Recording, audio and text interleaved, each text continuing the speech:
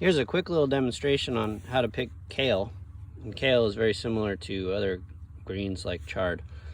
But the main thing is that you want to leave several leaves on there, and that way it'll keep growing. Don't pick the whole thing unless it's about to set a floret and go to seed, you know, make flowers or something.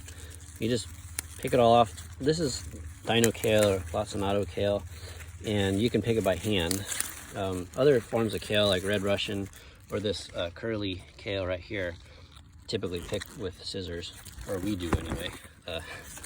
And then pick it until there's about that many leaves. These are pretty small leaves too. Like you can kind of get a sense of how big they are from my hand.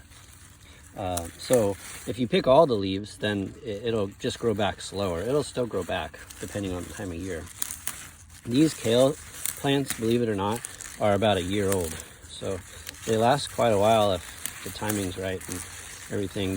They do what's called nutrient scavenging, where they get about 4 or 5 months old, and then they start to go dormant or die back, get aphids and all kinds of bad things, and then they can have kind of like a second life after that, once the weather changes in the fall and they get their roots down into the subsoil.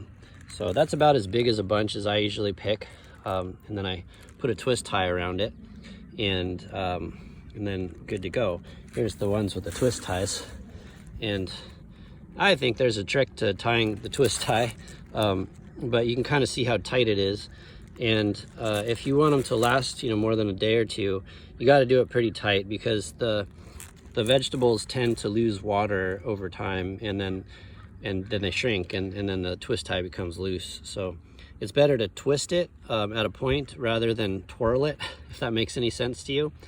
And I buy my twist ties at different places, but the ones that I tend to get are 12 inches, and then I have a little more flexibility. I can cut them in half, and sometimes I buy the 2 foot long ones in order to get 2 12-inch ones if I'm bunching something like collard greens.